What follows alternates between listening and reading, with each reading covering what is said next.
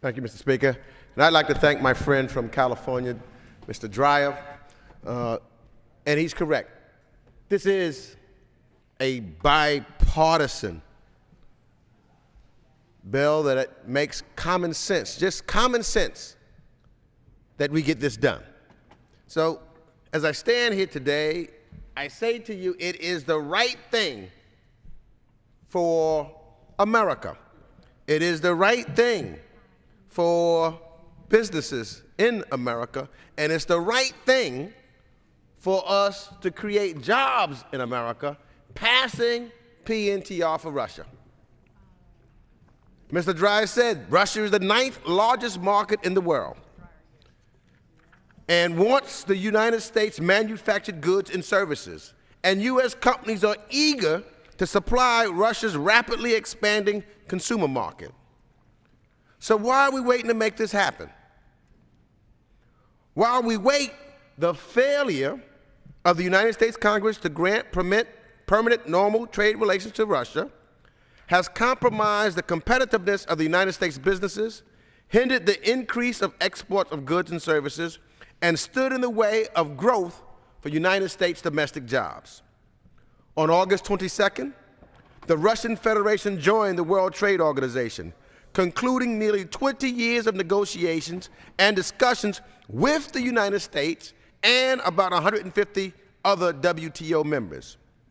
And during these years, wasn't easy, but Russia did complete numerous reforms of its businesses and trade practices and of its legal system to conform to the norms of the international community and to the WTO rules. These reforms will benefit, not hurt, benefit U.S. companies. It puts them in a rules-based system. Now, since August 22nd, Russia has significantly opened its markets to more than 150 WTO trading partners, with the sole exception, the United States of America.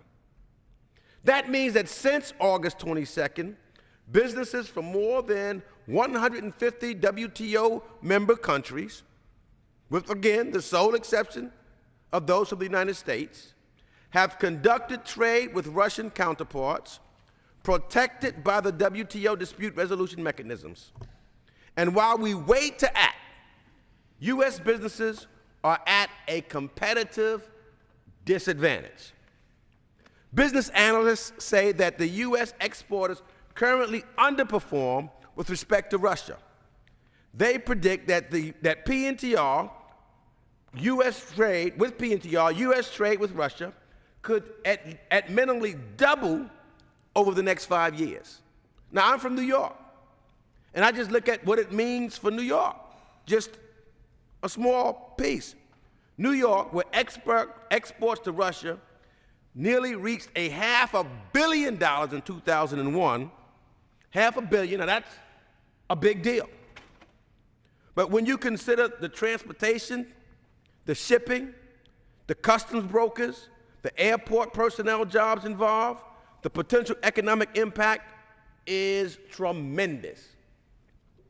Clearly, increased trade is good for New York, but it's also good for every state in the United States and stands to benefit every state, I repeat, stands to benefit from the new opportunity to sell more American goods and services to Russia through PNTR.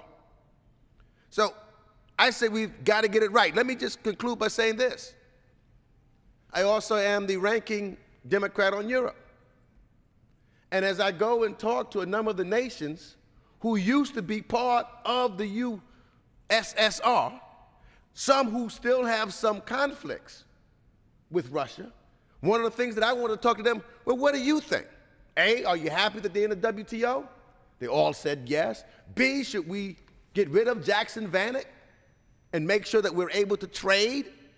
They all says yes, that it sends the right message, and it then it compels Russia to play by some rules, and we then have a referee in which to make sure they do that.